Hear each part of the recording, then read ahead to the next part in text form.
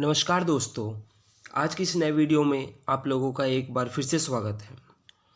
दोस्तों, आज की इस वीडियो में हम भारत और बांग्लादेश के रिलेशन के बारे में बात करेंगे कि आखिर इन दोनों देशों के बीच में किस तरीके का रिलेशन है, अच्छा है, बुरा है या कैसा है। सो फ्रेंड्स, अगर आप हमारे चैनल पर पहली बार आए हैं तो चैनल को सब्सक्राइब कर दीजिए और अगर आप हमारे रेगुलर व्यूअर हैं तो वीडियो को लाइक कर दीजिए। दोस्तों, आपसे एक रिक्वेस्ट है कि वीडियो के लास्ट तक आप बने रहे क्योंकि काफ़ी ज़्यादा नॉलेजेबल और इंटरेस्टिंग वीडियो है। तो चलिए दोस्तों, आज की इस वीडियो को शुरू करते हैं। दोस्तों, जब हम बात करते हैं भारत और बांग्लादेश, जब हम इन दोनों देशों की बात करते हैं यानी कि इंडिया एंड बांग्लादेश, तो दोस्तों ये दोनों सिर्फ एक नेबरिंग कंट्री ही नहीं है। ऐसा मैं क्यों कह रहा हूँ? क्योंकि भारत और बांग्लादेश का जो सिविलाइजेशन है, अगर हम उसकी हिस्ट्री को जानें, कल्चर की बात करें, सोशल एंड इकोनॉमिक फैक्टर की बात करें, तो कहीं ना कहीं ये दोनों देश एक दूसरे से जुड़े हुए हैं। इन दोनों देशों के बीच में लिंक है। अब दोस्तों, ये दोनों ही देश कॉमन हिस्ट्री को शेयर करते हैं, कॉमन हेरिटेज को शेयर करते हैं, लैंग्वेज को, कल्चरल टाइज हैं, सेम पैशन है म्यूजिक और लिटरेचर और आर्ट्स के लिए। अब दोस्तों, ये समझते हैं कि कैसे कॉमन हिस्ट्री है, कैसे कल्चरल टाइज हैं।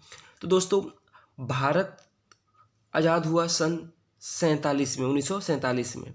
तब भारत, पाकिस्तान और बांग्लादेश उससे पहले एक ही थे, लेकिन जब भारत का विभाजन हुआ तो भारत और पाकिस्तान बना और उसी पाकिस्तान से सन 1971 में भारत की मदद से बांग्लादेश आज़ाद हुआ, या यूँ कहें कि बांग्लादेश का इस दुनिया में जन्म हुआ। तो दोस्तों, अगर हम पुराने हिस्ट्री पर जाएं तो भारत और जो बांग्लादेश है, दोनों का जो हिस्ट्री है वो सेम है, कॉमन है।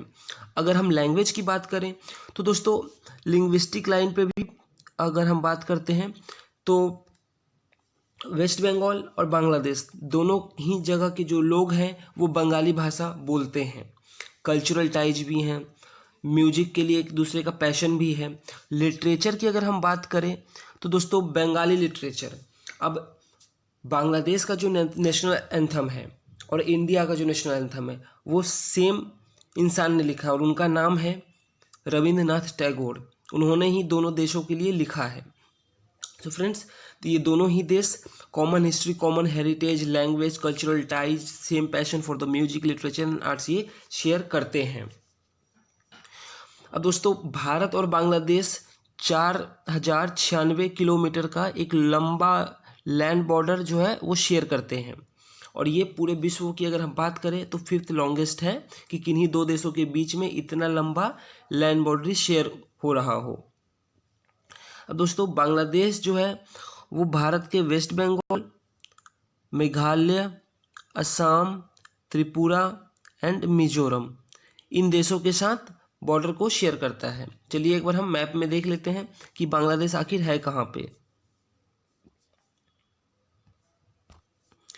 तो दोस्तों, आप देख सकते हैं कि बांग्लादेश जो है वो ये रहा। आप अब ध्यान से देखिए कि बांग्लादेश के पास भारत के वो कौन से राज्य हैं। अभी मैंने आपको बताया कि वेस्ट बंगाल, मेघालय, असम, त्रिपुरा एंड मिजोरम ये बांग्लादेश से लैंड बॉर्डर शेयर कर रहे हैं। तो आप मैप में भी देख सकते हैं कि ये रहा वेस्ट बंगाल, इधर है मिजोरम, देन ये येलो में है असम, ऑरेंज में अभी ये देख सकते हैं Meghalaya and this is Tripura. यानी कि ये 5 जो राज्य हैं वो बांग्लादेश से बॉर्डर को शेयर करते हैं। और दोस्तों, अगर आप ये कहें कि इंडिया और बांग्लादेश जो है वो सी बॉर्डर भी शेयर करते हैं तो ये गलत नहीं है। अब दोस्तों, अब हम बात करेंगे और जानेंगे कि बांग्लादेश का भारत के लिए क्या महत्व है, significance of Bangladesh for India. तो उसमें पहला पॉइंट आता है जियोपॉलिटिकल। सो बांग्लादेश जो है वो भारत के नॉर्थ ईस्ट इंडिया से कनेक्ट करता है। इसका क्या मतलब है दोस्तों? हमारा जो नॉर्थ ईस्टर्न स्टेट है वो कहीं ना कहीं बांग्लादेश के थ्रू जुड़ा हुआ है और अगर हम बांग्लादेश के थ्रू अगर हम अपने नॉर्थ ईस्टर्न स्टेट में जाएं तो हमारा शॉर्टर रूट पड़ता है एज कम्पेयर टू कि अगर हम बांग्लादेश से ना जाएं। चलिए अब मैप में एक बार देखते हैं फिर से। अब देखिए दोस्तों, ये जो इधर के 7 स्टेट्स हैं भारत के ये नॉर्थ ईस्टर्न स्टेट्स हैं। यहाँ पे भूटान को आप मत लीजिएगा, मैं स्टेट्स की बात कर रहा हूँ। अरुणाचल प्रदेश, असम, नागालैंड, मिजोरम, मणिपुर, असम, त्रिपुरा, ये वो राज्य हैं जो भारत के नॉर्थ ईस्ट राज्य कहलाते हैं। अब दोस्तों अगर आप ध्यान से देखें तो बांग्लादेश जो है, अगर हम ये दो लाइन को अगर हम यहाँ पे आप ऐसे इस तरीके से क्रॉस कर देते हैं तो बांग्लादेश जो है वो बीचों बीच है। तो अगर हम वेस्ट बंगाल से अगर हम नॉर्थ ईस्टर्न स्टेट में जाना चाहें या इवन झारखंड से, तो अगर हम बांग्लादेश के थ्रू जाएंगे तो कहीं ना कहीं हमारा शॉर्टर रूट पड़ेगा। अगर हम इस रास्ते को अपनाएंगे तो हम काफ़ी ज़्यादा लंबा रास्ता पड़ेगा। तो कहीं ना कहीं जो बांग्लादेश है वो कनेक्ट करता है इंडिया को उसके नॉर्थ ईस्ट स्टेट से। बांग्लादेश जो है वो एक काम करता है ब्रिज के तौर पे इंडिया के लिए, अगर इंडिया साउथ ईस्ट एशिया में जाना चाहता है और वहाँ पे अगर अपना पहुँच बढ़ाना चाहता है तो उसके लिए बांग्लादेश जो है वो एक ब्रिज का काम करता है। और क्योंकि बांग्लादेश बिम्स्टेक में भी पार्ट है और BBIN में भी इंडिया की तरफ से मतलब यहाँ पे एक सहयोगी है, मेंबर है, तो एक ब्रिज के तौर पे काम करता है साउथ ईस्ट एशिया में भारत के पहुँच के लिए। अब BBIN यहाँ पे क्या है, तो दोस्तों BBIN यहाँ पे 4 देशों का शॉर्ट फॉर्म है, बांग्लादेश, भूटान, इंडिया एंड नेपाल। तीसरा पॉइंट है कि बांग्लादेश क्यों हमारे लिए इतना जरूरी है, क्यों इतना इंपॉर्टेंट है। So to stop the insurgency in north eastern states, यानी कि अभी मैंने आपको मैप में दिखाया कि नॉर्थ ईस्टर्न स्टेट से बांग्लादेश जो है वो जुड़ा हुआ है। और दोस्तों आए दिन आप सुनते होंगे कि जो हमारा नॉर्थन ईस्टर्न स्टेट है उसमें इंसर्जेंसी का आप न्यूज हमेशा सुनते रहते होंगे। तो अगर बांग्लादेश के साथ हमारा फ्रेंडली नेचर होगा तो बांग्लादेश हमको ये इंश्योर करेगा कि बांग्लादेश अपने लैंड को, जो उनका धरती है, ज़मीन है, उसको बांग्लादेश एंटी इंडिया टेरर के लिए या जो वहाँ पे insurgent activities north eastern state में हो रहा है उसको बढ़ावा देने के लिए वो अपने सॉइल का, वो अपने ज़मीन का यूज नहीं होने देगा। और ये तभी संभव है जब बांग्लादेश के साथ हमारा फ्रेंडली नेचर हो। तो अगर हमको नॉर्थ ईस्टर्न स्टेट में इंसर्जेंसी को रोकना है, कम करना है, तो उसके लिए भी बांग्लादेश हमारे लिए बहुत ज़रूरी है। चौथा पॉइंट है fighting the terrorism and deradicalization. दोस्तों टेररिज्म जो है और रेडिकलाइजेशन है, रेडिकल एक्सट्रीमिस्ट, ये तो पूरे विश्व के लिए ही आज एक सरदर्द बना हुआ है। दोस्तों आप देख सकते हैं कि फ्रांस में अभी क्या हो रहा है, ऑस्ट्रेलिया में क्या हो रहा है, सब रेडिकल एक्सट्रीमिस्ट का ही केस है। तो दोस्तों टेररिज्म से तो पूरा दुनिया अभी जो है वो डरा हुआ है, अभी सिरदर्द बना हुआ है। तो टेररिज्म को फाइट करने के लिए भी भारत को बांग्लादेश का यहाँ पे बहुत मदद चाहिए, या आप यूँ कहें कि दोनों ही देश जो है वो टेररिज्म के खिलाफ मिलकर लड़ रहे हैं। अब दोस्तों हम बात करते हैं कि इकोनॉमिक इम्पोर्टेंस क्या है बांग्लादेश के लिए, भारत के लिए। तो अगर हम बायलैटरल ट्रेड की बात करते हैं तो अभी भारत और बांग्लादेश के बीच का जो ट्रेड है वो $9 बिलियन है। और अगर हम ट्रेड पोटेंशियल की बात करें तो इससे 4 गुना ज़्यादा ट्रेड पोटेंशियल है। यानी कि फ़िलहाल तो भारत और बांग्लादेश के बीच में जो ट्रेड वॉल्यूम है वो सिर्फ $9 बिलियन का है, लेकिन पोटेंशियल जो है इन दोनों देशों के ट्रेड का वो कहीं ज़्यादा है, और कम से कम 4 गुना तो है ही, 4 times at the present level. अभी जितना ट्रेड हो रहा है, ट्रेड वॉल्यूम है, इससे 4 गुना ज़्यादा का ट्रेड पोटेंशियल है इन दोनों देशों के बीच में। भारत के लिए बांग्लादेश एक बहुत ही अच्छा इन्वेस्टमेंट का जगह हो सकता है, प्लेस हो सकता है। इसलिए भारत के पास एक इन्वेस्टमेंट अपॉर्चुनिटी भी है, क्योंकि दोस्तों बांग्लादेश भी एक डेवलपिंग कंट्री आप कह सकते हैं, डेवलपिंग मार्केट कह सकते हैं, डेवलपिंग इकोनॉमी कह सकते हैं। वैसे भी उनका इकोनॉमी जो है हाल के दिनों में, पिछले अगर हम 10 से 15 सालों की बात करें तो उनका इकोनॉमी जो है वो काफ़ी तेज़ी से ग्रो हो रहा है। तो भारत के लिए यहाँ पे बहुत ही अच्छा अपॉर्चुनिटी है कि बांग्लादेश में वो अपने इन्वेस्टमेंट को बढ़ाए, डिफेंस सेक्टर में, मिलिट्री हार्डवेयर में, स्पेस टेक्नोलॉजी में और वहाँ के इंफ्रास्ट्रक्चर डेवलपमेंट में। तो इन जगहों पे बांग्लादेश में भारत जो है इन्वेस्ट कर सकता है। तो इंडिया भारत के लिए एक बहुत ही बड़ा इन्वेस्टमेंट अपॉर्चुनिटी भी है। देन हम बात करते हैं हम कोऑपरेशन इन ब्लू इकोनॉमी। दोस्तों कोऑपरेशन इन ब्लू इकोनॉमी का क्या मतलब है, तो यहाँ पे ब्लू जो है वो एक तरीके से दर्शा रहा है, बता रहा है कि हम यहाँ पे बात कर रहे हैं वाटर का। और भारत और बांग्लादेश मैंने आपको मैप में दिखाया था कि कहीं ना कहीं वाटर बॉर्डर भी शेयर करते हैं।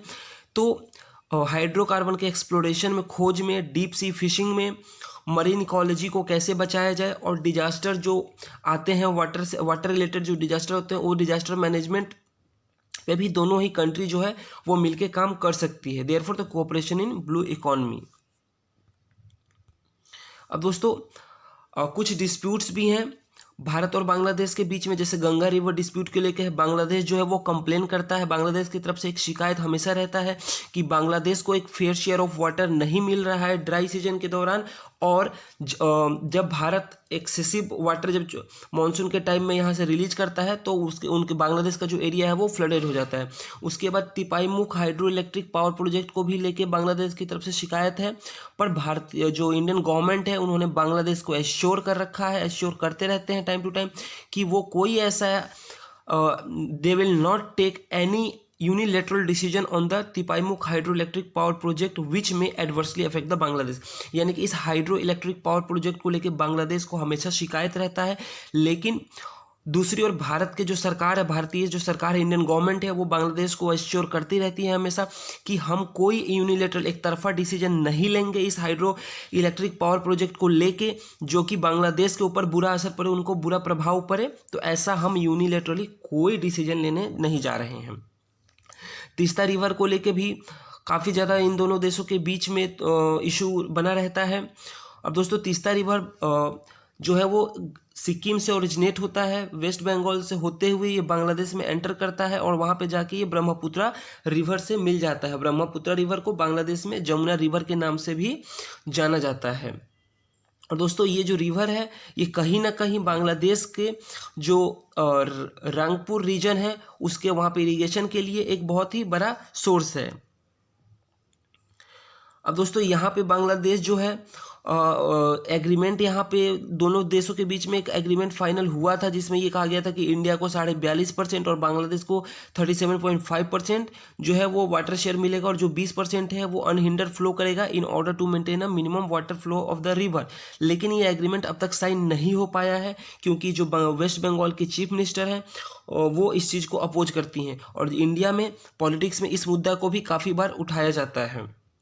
दोस्तों ये एक एग्जाम्पल भी पेश करता है भारत के लिए कि कहीं ना कहीं रीजनलिज्म जो है वो नेशनलिज्म से ज़्यादा हावी हो जाता है कुछ कुछ केसों में। अब दोस्तों अगर हम सोशल सेक्टर डेवलपमेंट की अगर हम बात करें तो बांग्लादेश जो है वो आज एक रोल मॉडल बना हुआ है डेवलपिंग वर्ल्ड के लिए कि कैसे गरीबी को कम किया जाए, कैसे हेल्थ केयर सेक्टर में सक्सेस को अचीव किया जाए, एजुकेशन की क्वालिटी को सुधारा जाए, क्लाइमेट चेंज से लड़ा जाए। दोस्तों हाल फिलहाल में ही अभी एक IMF का रिपोर्ट आया है जहां बताया गया है कि दोस्तों बांग्लादेश जो है वो भारत से पर कैपिटा GDP यानी कि पर कैपिटा इनकम में प्रति व्यक्ति आय में भारत से आगे निकल गया है। तो दोस्तों बांग्लादेश जो है वो कहीं ना कहीं ग्रो कर रहा है, और दोस्तों मैंने इस पर 2 वीडियो ऑलरेडी अपने चैनल पर अपलोड कर चुका हूँ, तो दोस्तों वो दोनों वीडियो भी आप जाकर जरूर देखिए। दोनों ही वीडियो का लिंक आपको मिल जाएगा इस वीडियो के डिस्क्रिप्शन में। तो दोस्तों वो वीडियो भी जरूर देखिएगा कि किस तरीके से बांग्लादेश जो है वो धीरे धीरे करके डेवलप कर रहा है और कैसे उसने भारत को पर कैपिटा इनकम में भारत को पीछे छोड़ा है, और किस तरीके से जो उनकी इकोनॉमी है वो अच्छी तेजी से ग्रो कर रही है। तो दोस्तों वो 2 वीडियो में मैंने इन पूरी चीज़ों को डिस्कस किया है, तो आप जरूर जाके देखिए। दोस्तों अब हम बात करेंगे इंडिया और बांग्लादेश के रिलेशन में क्या क्या चैलेंजेस है। तो पहला चैलेंज जो है वो है रिवर डिस्प्यूट, यानी कि अभी मैंने आपको डिस्कस किया आपके साथ कि भारत और बांग्लादेश में तीस्ता रिवर को लेकर, गंगा रिवर के वाटर को लेकर डिस्प्यूट होता रहता है, बांग्लादेश को हमेशा शिकायत रहता है। देन बॉर्डर मैनेजमेंट को भी लेके यहाँ पे एक चैलेंज है बॉर्डर, क्योंकि इंडिया और बांग्लादेश का जो बॉर्डर है दोस्तों वो पोरस इन नेचर है। पोरस इन नेचर का मतलब क्या है कि मतलब उतना यहाँ पे आप ये नहीं कह सकते हैं कि जो सिक्योरिटी है वो यहाँ पे इतना टाइट नहीं है, और जिसकी वजह से यहाँ पे स्मगलिंग, ट्रैफिकिंग, इन सब ड्रग्स का स्मगलिंग जो है और लोगों की पीपल का जो ट्रैफिकिंग है वो काफ़ी यहाँ पे देखा जाता है। तो ये भी एक चैलेंज है भारत और बांग्लादेश के लिए। देन इलीगल इमिग्रेंट्स की तो बात दोस्तों इंडिया में हमेशा होता रहता है हर चुनाव में, और अगर वेस्ट बंगाल का चुनाव हो तो ये तो सबसे बड़ा मुद्दा वहाँ पे बना रहता है। क्योंकि दोस्तों जब बांग्लादेश आज़ाद हुआ था, जब बांग्लादेश का जन्म हुआ था 1971 में, और जब एक देश बनाया गया था बांग्लादेश के नाम से, तो बहुत से जो बांग्लादेशी थे वो इंडिया में आ गए थे इलीगल तरीके से, और नॉर्थ ईस्टर्न स्टेट में भी गए थे, जिसकी वजह से वहाँ का जो डेमोग्राफी है वो भी काफ़ी ज़्यादा वहाँ पे बदला था। और चौथा फैक्टर है चाइना फैक्टर। चैलेंज भी कह सकते हैं, क्योंकि दोस्तों धीरे धीरे बांग्लादेश में चाइना का जो प्रभाव है वो बढ़ता जा रहा है। और दोस्तों चाइना का जब भी प्रभाव भारत के किसी भी नेबरहुड, चाहे वो नेपाल हो या बांग्लादेश हो, श्रीलंका हो, जब इन देशों में अगर चाइना का फैक्टर बढ़ता है तो ये भारत के लिए एक सिरदर्द होता है, क्योंकि कहीं ना कहीं इन देशों में अपना प्रभाव को बढ़ाकर चाइना जो है वो भारत को घुटने टेकने को मजबूर करता है। यानी कि आप ये कह सकते हैं कि भारत को, जो भारत का प्रभाव है इन देशों में, वो कम करने की कोशिश करता है। तो ये भी भारत के लिए एक चैलेंज है। और वैसे दोस्तों हमारा जो कंट्री है इंडिया, वो इतना भी वीक नहीं है, मीन्स कि वो चाइना के सामने घुटना टेक दे। बट हाँ, चाइना जो है वो इन देशों में अपने प्रभाव को बढ़ा के इंडिया को कहीं ना कहीं वीक करने की कोशिश करता है। अब दोस्तों लास्ट टॉपिक है वे फॉरवर्ड। आगे भारत और बांग्लादेश का रिलेशन कैसे सुधरे और क्या किया जा सकता है। तो दोस्तों इंडिया को अडॉप्ट करना चाहिए गुजराल डॉक्ट्राइन। और उसमें क्या कहा गया था गुजराल डॉक्ट्राइन में, कि हमको हमारे जो स्मॉलर नेबर हैं उनको यूनिलेटरल सपोर्ट करें ताकि उनके कॉन्फिडेंस को हम जीत सकें, क्योंकि हम जब तक उनके कॉन्फिडेंस को नहीं जीतेंगे तब तक हम वहाँ के चाइना के प्रेजेंस को हम कम करने में फेल हो जाएंगे। यानी कि अगर हमको चाइना के प्रेजेंस को वहाँ पे कम करना होगा तो हमको हमारे जो स्मॉलर नेबर हैं उनका हमको कॉन्फिडेंस जीतना पड़ेगा। और वैसे भी दोस्तों भारत और बांग्लादेश का अभी मैंने वीडियो के स्टार्टिंग में बताया था कि दोनों का कल्चर, लैंग्वेज, हिस्ट्री, हेरिटेज सब सेम है। तो दोस्तों भारत और बांग्लादेश को इन चीज़ों को बना के रखना होगा। जो लिंक ऑलरेडी भारत और बांग्लादेश के बीच में है, जो कि दोनों देशों को यूनाइट करता है, तो इसको और आगे कैरी करना होगा। सो दोस्तों आज के इस वीडियो में बस इतना ही। आशा करता हूँ कि ये वीडियो आपको पसंद आया हो, इंटरेस्टिंग लगा हो, नॉलेजेबल लगा हो। सो दोस्तों वीडियो कैसा लगा कमेंट करके बताइए। वीडियो को ज़्यादा से ज़्यादा लाइक कीजिए, शेयर कीजिए, कमेंट कीजिए। और दोस्तों चैनल को सब्सक्राइब अब तक नहीं किए हैं तो चैनल को सब्सक्राइब जरूर कीजिए। सो दोस्तों मिलते हैं अगले वीडियो में एक नए टॉपिक के साथ। तब तक के लिए बाय बाय।